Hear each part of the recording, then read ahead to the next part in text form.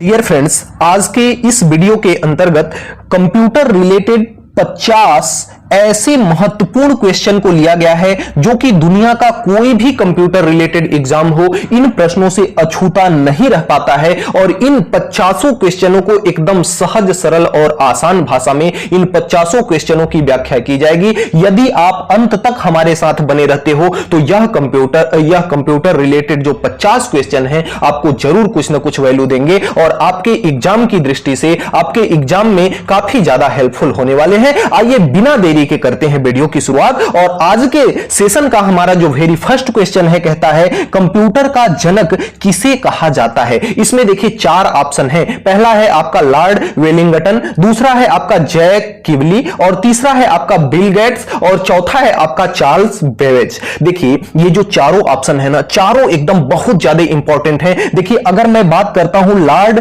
Wellington की, तो Lord Wellington आपके 1931 से लेकर के 1936 तक हमारे भारत के क्या थे, गवर्नर जनरल थे। क्या थे? गवर्नर जनरल थे। हमारे भारत के गवर्नर जनरल थे। यह आपके गुलामी के समय की भारत की बात है कि 1931 से 1936 तक लॉर्ड वेलिंगटन जो थे वह गवर्नर जनरल थे। अगर मैं बात करूं जैक किबली की, तो जैक किबली किसी भी प्रकार से भूले नहीं जा सकते, क्योंकि इन्होंने जो आविष्कार किया वह क्या था? वह आविष्कार था आपका एकीकृत सर्किट का। इन्होंने क्या किया? एकीकृत सर्किट का इन्होंने आविष्कार किया। एकीकृत सर्किट का इन्होंने आविष्कार किया। अब एकीकृत सर्किट क्या होता है? एकीकृत सर्किट के आविष्कार से आपका जैसे सेल फोन हो गया, मॉडेम हो गया, इंटरनेट ऑडियो हो गया, ऑडियो प्लेयर हो गया और चिप हो गया, इत्यादि के निर्माण के लिए हम एकीकृत सर्किट का उपयोग करते हैं, जिसका निर्माण किसने किया? जैक किबली ने किया। किसने किया? जैक किबली ने किया। तो आप एक लाइन में याद रखेंगे कि जैक किबली ने क्या किया? एकीकृत सर्किट का इस्तेमाल किया। और एकीकृत सर्किट का इस्तेमाल कहां कहां होता है? आपके कंप्यूटर में तो होता ही है, उसके साथ साथ सेल फोन में होता है, मॉडेम में होता है, इंटरनेट ऑडियो प्लेयर में होता है और चिप इत्यादि में एकीकृत सर्किट का उपयोग होता है। पेन कॉपी आप लेकर के बैठिए। जो भी बातें जितनी भी बताई जा रही हैं, जो भी इसके स्लाइड के अलावा एक्स्ट्रा बातें बताई जा रही हैं, वे बातें आप नोट कीजिए। बाकी स्लाइड की जो पीडीएफ है वह आपको हमारे टेलीग्राम चैनल पर मिल जाएगी और टेलीग्राम चैनल का लिंक जो है आपके डिस्क्रिप्शन बॉक्स के अंदर उपस्थित है। अब बात करते हैं मोस्ट इंपॉर्टेंट जो है आपके बिल गेट्स। अगर हम बात करें बिल गेट्स की, तो आपके अगर बिल गेट्स की बात करें तो बिल गेट्स ने आपके MITS जिसका फुल फॉर्म होता है micro instrumentation and telemetry system. Micro instrumentation and telemetry system, जो कि आपके नए माइक्रो कंप्यूटर के जन्मदाता माने जाते हैं। इसके आविष्कार से बिल गेट्स ने किसका आविष्कार किया? Micro instrumentation and telemetry system. याद रखिएगा बिल गेट्स काफी इंपॉर्टेंट है। जो आपका माइक्रो कंप्यूटर है ना, माइक्रो कंप्यूटर के जनक माने जाते हैं बिल गेट्स। लेकिन आपको कंप्यूटर का जनक बोल रहा है, तो कंप्यूटर के जनक की अगर हम बात करें तो जो आपके चार्ल्स बेबेज हैं वे आपके कंप्यूटर के जनक हैं। प्रथम कंप्यूटर मशीन जो बनाया था वह किसने बनाया था? चार्ल्स बेबेज ने। और किस सन में बनाया था? इन्होंने 1822 ईस्वी में। प्रथम कंप्यूटर आपका कब बना? 1822 ईस्वी में। और किसने बनाया? चार्ल्स बेबेज ने बनाया। और एक चीज याद रखिएगा कि जो आपका प्रथम कंप्यूटर था, इसका नाम जो था वह क्या था? डिफरेंस। इसका नाम जो था वह क्या था? डिफरेंस मशीन था। इसका नाम क्या था? डिफरेंस मशीन था। और यह एक प्रकार की बड़ी सी मशीन थी। और इस मशीन को चलने के लिए किसकी आवश्यकता पड़ती थी? भाप द्वारा इसको क्या किया जाता था? भाप के द्वारा इसको क्या किया जाता था? भाप के द्वारा इसको चलाया जाता था। तो पहला कंप्यूटर जो बना किसने बनाया? चार्ल्स बेबेज ने बनाया। इसको हम कहते हैं डिफरेंस मशीन। चार्ल्स बेबेज द्वारा पहला बनाया गया कंप्यूटर जिसका नाम क्या था? डिफरेंस मशीन था। जिसे किसको चलाया जाता था? किससे चलाया जाता था? भाप से चलाया जाता था। इसके साथ साथ एक बात और याद रखिए कि इसके अंतर्गत जो पहला कंप्यूटर था, इसके अंतर्गत जो है आपका साफ्ट और किसका उपयोग किया जाता था? साफ्ट और गियर का उपयोग किया जाता था। साफ्ट और गियर का उपयोग किया जाता था जो हमारा पहला कंप्यूटर था, जिसे किस ईस्वी में बनाया गया? 1822 ईस्वी में बनाया गया। इतनी बातें याद रखिएगा। ये चार के चारों जो ऑप्शन थे ना, काफी ज्यादा इंपॉर्टेंट थे। इसलिए ये सभी के बारे में हमने एकदम डीप में डिस्कस किया। अब आइए देखते हैं क्वेश्चन नंबर 2, और क्वेश्चन नंबर 2 आपसे कहता है कि कंप्यूटर के विकास में सर्वाधिक योगदान किसका है। कंप्यूटर के विकास में सर्वाधिक योगदान किसका है? अगर हम बात करें हरमन होलोरिथ की, तो हरमन होलोरिथ ने एक बनाया था आपका पंच कार्ड। एक क्या बनाया था? Punch card. आजकल ड्यूटी इत्यादि में देखते होंगे, आप हॉस्पिटल में जाओगे या किसी भी प्लांटेशन एरिया में जाओगे तो वहां पे अटेंडेंस के लिए पंच कार्ड यानी अपना अंगूठा लगाना पड़ता है, जिसका निर्माण किसने किया? जिसका निर्माण हरमन होलोरिथ ने किया था। जिसे हम उस टाइम में जो पंच कार्ड था, पंच कार्ड में जो है होता है, उसको हम कहते थे सारणीकरण मशीन प्रणाली। याद रखिएगा, जिसे हम क्या कहते थे? जिसे हम कहते थे क्या? सारणीकरण। जिसे हम क्या कहते थे? सारणीकरण मशीन प्रणाली कहते थे। और ये जो आपके हरमन होलोरिथ थे, ये न्यूयॉर्क के वैज्ञानिक थे। कहां के थे? न्यूयॉर्क के वैज्ञानिक थे। इतना याद रखिएगा हरमन होलोरिथ के बारे में। अगला है आपका चार्ल्स बेबेज। चार्ल्स बेबेज के बारे में अभी अब हमने आपको बताया ही। अगला है आपका ब्लेज पास्कल। ब्लेज पास्कल ने, आपको अगर बात करते हैं ब्लेज पास्कल की, तो ब्लेज पास्कल ने किसका निर्माण किया? कैलकुलेटर का निर्माण किया। किसका निर्माण किया? कैलकुलेटर का निर्माण किया। किसका निर्माण किया? कैलकुलेटर का निर्माण किया। और कैलकुलेटर के अलावा इन्होंने किसका निर्माण किया? सिरिंज का निर्माण किया। जो सुई लगाते हैं ना डॉक्टर, सिरिंज जिसको कहते हैं, तो कैलकुलेटर और सिरिंज का निर्माण किसने किया? ब्लेज पास्कल ने किया। और यदि मैं बात करता हूं वान न्यूमान की, अगर मैं बात करता हूं वान न्यूमान की, तो जो आपके प्रश्न का उत्तर है ना, कंप्यूटर के विकास में सर्वाधिक योगदान जो दिया वह किसने दिया? वान न्यूमान ने दिया। और वान न्यूमान को अगर हम देखें तो ये महान एक क्या थे? एक महान गणितज्ञ थे। क्या थे? एक महान गणितज्ञ थे, जिन्होंने कंप्यूटर के क्षेत्र में काफी ज्यादा योगदान दिया। अगले क्रम में जो आपका प्रश्न संख्या 3 है, कहता है कि प्रथम अंकीय, थोड़ा सा देखिए मिस्टेक हो गया है, प्रथम अंकीय कंप्यूटर के ब्लूप्रिंट के विकास में सर्वाधिक योगदान किसका है? सर्वाधिक योगदान किसका है? हरमन होलोरिथ की बात की अभी हमने, चार्ल्स बेबेज की बात की हमने, ब्लेज पास्कल की हमने बात की, और विलियम बुरोस की हमने बात की। तो जो प्रथम अंकीय कंप्यूटर था, प्रथम अंकीय कंप्यूटर का आविष्कार किसने किया? चार्ल्स बेबेज ने किया। किसने किया? चार्ल्स बेबेज ने किया। तो निश्चित तौर पर जो इसका उत्तर हो जाएगा, जो निश्चित तौर पर इसका उत्तर हो जाएगा, वह क्या हो जाएगा? आपका B option, Charles Babbage is the correct answer. अगले क्रम में चौथा प्रश्न है आपका। चौथा प्रश्न कहता है कि सर्वप्रथम आधुनिक कंप्यूटर का आविष्कार कब हुआ? तो आपको बता दें कि जो 1946 है ना, 1946 में आधुनिक कंप्यूटर का आविष्कार हुआ। आधुनिक कंप्यूटर का आविष्कार कब हुआ? 1946 ईस्वी में आधुनिक कंप्यूटर का आविष्कार हुआ। 1946 ईस्वी में आधुनिक कंप्यूटर का आविष्कार किया। बहुत दोस्तों, बहुत इंपॉर्टेंट प्रश्न है, बहुत इंपॉर्टेंट प्रश्न है कंप्यूटर रिलेटेड। अगर मान के चलिए जिस भी एग्जाम में कंप्यूटर का सिलेबस होता है, उस एग्जाम में ये जो प्रश्न है बिल्कुल अछूते नहीं रहते। वेरी इंपॉर्टेंट प्रश्न है। कंप्यूटर की भौतिक बनावट क्या कहलाती है? कंप्यूटर की जो भौतिक बनावट होती है कहलाती है सॉफ्टवेयर कहलाती है। क्या कहलाती है? सॉफ्टवेयर कहलाती है। याद रखिएगा। छठवां प्रश्न है आपका कि कंप्यूटर के संचालन में प्रयुक्त प्रोग्राम, नियम, कंप्यूटर क्रियाओं से संबंधित अन्य लिखित सामग्री को क्या कहा जाता है? तो इसको हम फर्मवेयर कहते हैं। क्या कहते हैं? फर्मवेयर कहते हैं। फर्मवेयर एक प्रकार का आपका क्या है? एक प्रकार का आपका क्या है? एक प्रकार का आपका सॉफ्टवेयर है। फर्मवेयर जो है एक प्रकार का सॉफ्टवेयर है, जो कि इलेक्ट्रॉनिक डिवाइस में सीधे सीधे लगाया जाता है। जो फर्मवेयर है ना, फर्मवेयर एक सॉफ्टवेयर है जो इलेक्ट्रॉनिक डिवाइस में, किसी भी इलेक्ट्रॉनिक डिवाइस में सीधे सीधे लगाया जाता है। अब ये फर्मवेयर जो है, इसका उपयोग हम कहां कहां करते हैं? जो फर्मवेयर है इसका उपयोग हम कहां कहां करते हैं?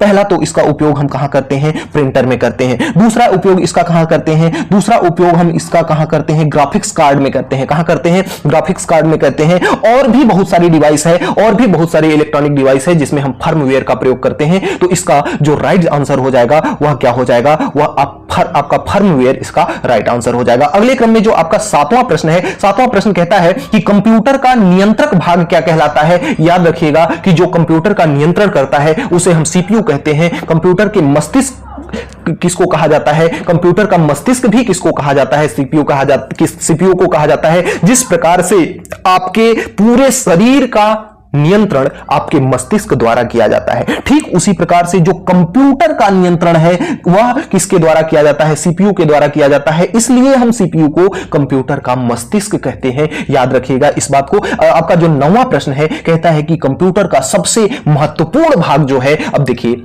अगर कोई कहे कि आपके शरीर का सबसे महत्वपूर्ण भाग कौन है, तो आपके पूरे शरीर का जो संचालन है कौन करता है? मस्तिष्क करता है। तो निश्चित तौर पर जो मस्तिष्क है वह आपके शरीर का इंपॉर्टेंट भाग है। उसी प्रकार से जो कंप्यूटर का जो सबसे महत्वपूर्ण भाग है वह क्या है आपका? वह आपका क्या है? सीपीयू है। ऑप्शन नंबर ए के साथ जाएंगे। Option number A is the right answer. अगला है आपका कि माइक्रो प्रोसेसर के आविष्कारक का क्या नाम है? तो जो माइक्रो प्रोसेसर के आविष्कारक हैं रॉबर्ट नोयस और गार्डन मूर। रॉबर्ट नोयस और गार्डन मूर दोनों ने मिलकर के माइक्रो प्रोसेसर का आविष्कार किया, इसलिए ए और बी इसका करेक्ट आंसर हो जाएगा। ऑप्शन नंबर सी के साथ जाएंगे। अगले क्रम में आपका है प्रश्न संख्या 11, जो कि कहता है कि इंटीग्रेटेड सर्किट चिप का विकास किसने किया है? इंटीग्रेटेड सर्किट चिप का आविष्कार तो अभी हमने आपको बताया कि जेम्स किल्वी ने आपके इंटीग्रेटेड सर्किट का आविष्कार किया, जिसे हम एकीकृत सर्किट भी कहते हैं। हिंदी होती है एकीकृत सर्किट, या इसे ही हम कहते हैं इंटीग्रेटेड सर्किट। तो इंटीग्रेटेड सर्किट का आविष्कार किसने किया? इंटीग्रेटेड सर्किट का आविष्कार किया जेएस किल्वी ने, या जेम्स किल्वी ने इसका आविष्कार किया। अगला है आपका 12वां प्रश्न,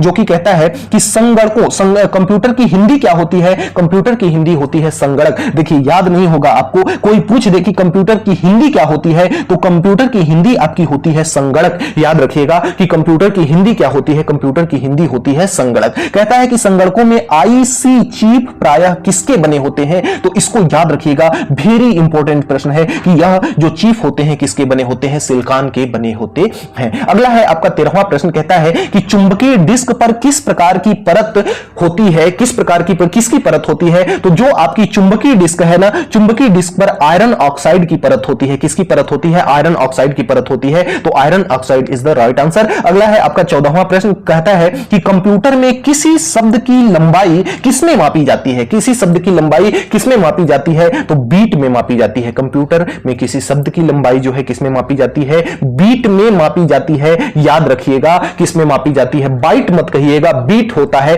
कंप्यूटर में किसी शब्द की लंबाई किसमें मापी जाती है? बीट में मापी जाती है। तो B is the correct answer. अगला क्रम में 15वां प्रश्न है कि मेगाबाइट में क्या मापते हैं? क्या भूकंप की तीव्रता मापते हैं? नहीं। जनसंख्या घनत्व मापते हैं? नहीं। शक्ति व्यय की क्षमता मापते हैं? नहीं। मेगाबाइट यह सिंपल सा संबंध किससे है? इसका कंप्यूटर से है। तो option number D is the right answer कि कंप्यूटर की स्मृति क्षमता जो है किसमें मापी जाती है? मेगाबाइट में मापी जाती है। आपका कंप्यूटर कितने मेगाबाइट स्टोरेज का है, यानी कंप्यूटर की जो स्मृति क्षमता है, उसको याद करने की, उसको रखने की जो क्षमता है कितने की है, तो उसे हम मेगाबाइट में मापते हैं। याद रखिएगा। अगले क्रम में जो आपका 16वां प्रश्न है, 16वां प्रश्न कहता है कि स्टोरेज माध्यम की क्षमता की इकाई क्या है? तो अभी हमने बताया कि जो बाइट होती है, बीट में शब्दों की लेंथ मापी जाती है, लेकिन स्टोरेज माध्यम की जो क्षमता होती है वह किसमें मापी जाती है? वह बाइट में मापी जाती है। याद रखिएगा कि वह किसमें मापी जाती है? बाइट में मापी जाती है।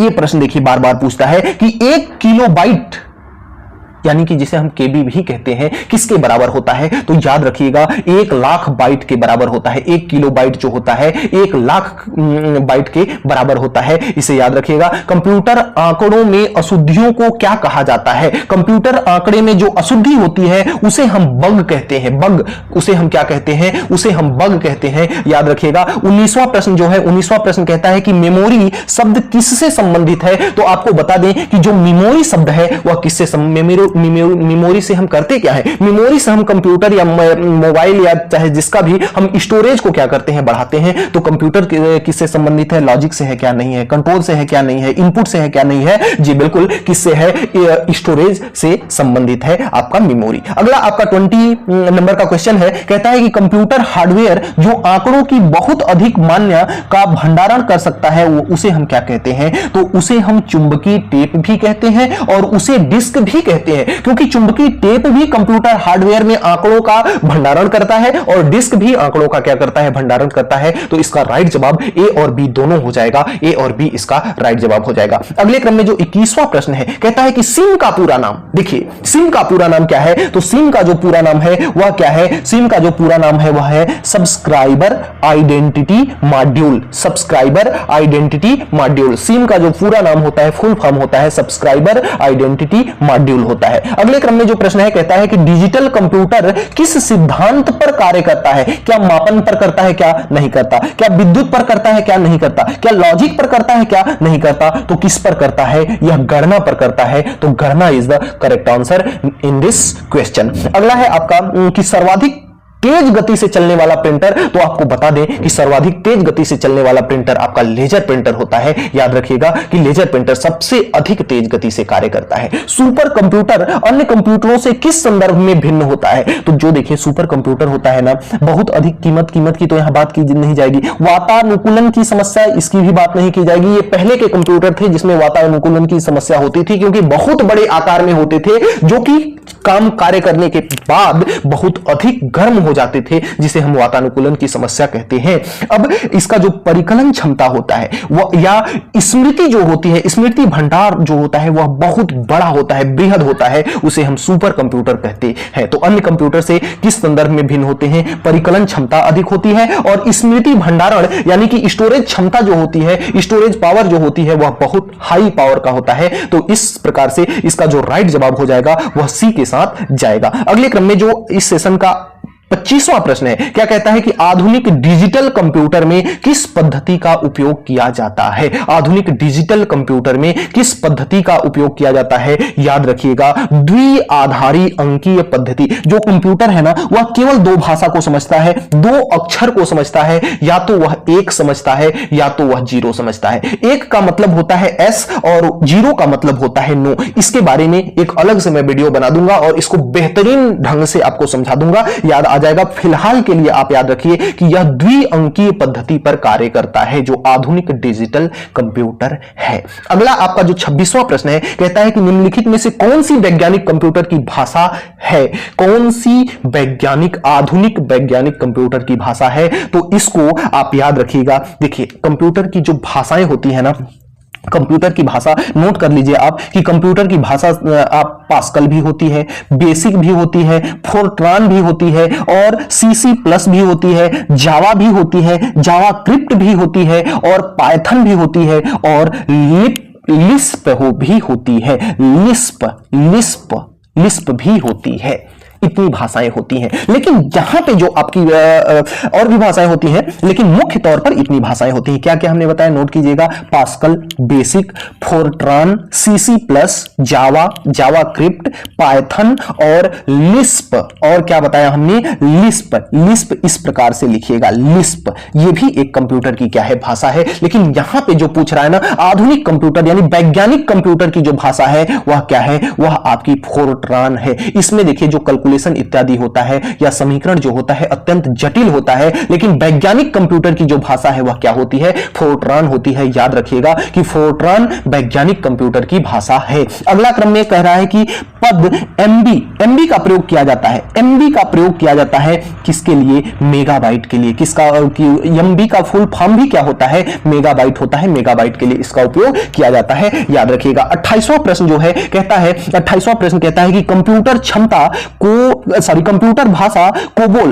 कोबोल भी एक प्रकार की क्या है? आपकी भाषा है। कोबोल भी एक प्रकार की कंप्यूटर की भाषा है। किसके लिए उपयोगी है? तो यह जो कोबोल भाषा है यह कंप्यूटर के व्यावसायिक कार्य के लिए उपयोगी है। किस कार्य के लिए उपयोगी है? व्यावसायिक कार्य के लिए। और वैज्ञानिक कार्य के लिए कौन सा है? फोर्ट्रान है। वैज्ञानिक कार्य के लिए फोर्ट्रान है और व्यावसायिक कार्य के लिए कौन है? व्यावसायिक कार्य के लिए आपका कोबोल है। और ग्राफिक्स कार्ड के लिए अगर देखा जाए तो सीसी प्लस प्लस आपकी भाषा है। अगले क्रम में जो 29वां प्रश्न है कहता है कि एक पेन ड्राइव है। एक पेन ड्राइव क्या है? एक स्थिर द्वितीय भंडारण एकक या एक चुंबकीय भंडारण एकक, एक हटाए जाने वाली द्वितीयक भंडारण एकक, या इसमें से कोई नहीं। देखिए जो आपकी पेन ड्राइव होती है ना, उसको कंप्यूटर में आप लगा सकते हैं और उसे फिर से हटा भी सकते हैं। तो एक हटाए जाने वाली द्वितीयक भंडारण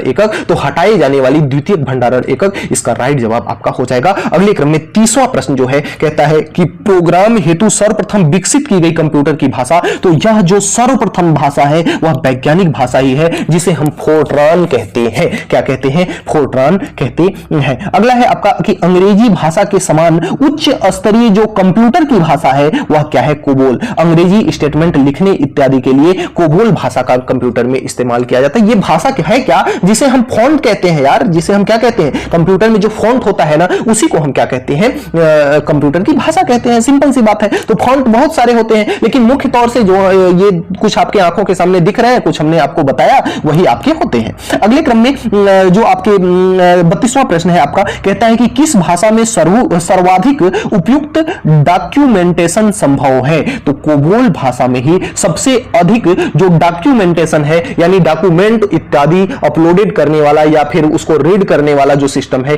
कोबोल भाषा में ही अत्यधिक संभव है, सर्वाधिक उपयुक्त है, और दूसरी भाषा में सर्वाधिक उपयुक्त नहीं है। अगला कहता है कि फोर्ट्रान, एल्गोल और फिजिकल आदि भाषाओं को सिखाने के लिए किस भाषा को नींव का पत्थर कहा जाता है। तो जो बेसिक भाषा है, ऐसे भी याद रखिएगा कि आदमी शुरुआत कहां से करता है, किसी भी चीज के बेसिक से शुरुआत करता है, तो basic is the correct answer, basic is the correct answer. अगले क्रम में 34वां जो प्रश्न है वह कहता है कि जटिल वैज्ञानिक गणनाओं के लिए किस प्रोग्रामन भाषा का उपयोग किया जाता है। तो जटिल वैज्ञानिक प्रोग्रामन आ गया, वैज्ञानिक गणनाओं आ गया, तो वैज्ञानिक भाषा कंप्यूटर की कौन है, फोर्ट्रान है, फोर्ट्रान है, तो Fortran is the correct answer. अगले क्रम में जो आपका 35वां प्रश्न है कहता है कि बेसिक भाषा का प्रयोग निम्न में से किस कार्य के लिए किया जाता है। तो प्रारंभ में किसी भी भाषा को सिखाने और उस भाषा को सरल बनाने हेतु बेसिक भाषा का इस्तेमाल किया जाता है, याद रखिएगा। अगले क्रम में जो 36वां प्रश्न है कहता है क्या है, 36वां प्रश्न कहता है कि भाषा जिसे कंप्यूटर समझता है वह निष्पादित करता है, वह क्या कहलाती है।